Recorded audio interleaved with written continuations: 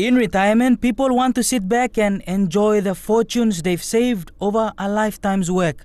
For the public service machinery, the engine room of public service delivery, it was the opposite. In yesteryears, when government wasn't paying its share of the bargain to the super fund, people often waited for years, while some died waiting.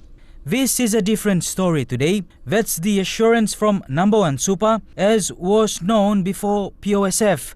Chairman Anthony Smara says government is on time with its payments. The state is up to date with its arrears on exits. It is a tremendous achievement.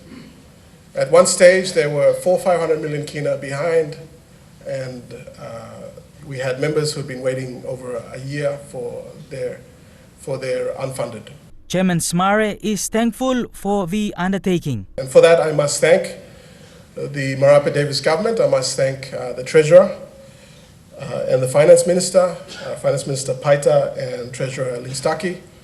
And before them, the previous Treasurer, Treasurer Basil, and the Treasurer Charles Abel, and the previous government, the O'Neill government, with the Treasurers and Finance Ministers then, because I guess the work that they've done to address this over the last 3 years, we've been able to get that up to date. The payment of the dues is good news for the retired folk. So that is fantastic because it's allowed our members who are affected to retire with all their funds intact, and then they can make an educated decision about whether they take that money out or whether they left that money in. Many of them chose to left it in, and they're seeing a 7% jump in their balances on Monday.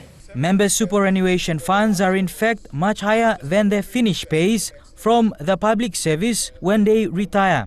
This yet burdened by the government's tax on the benefits.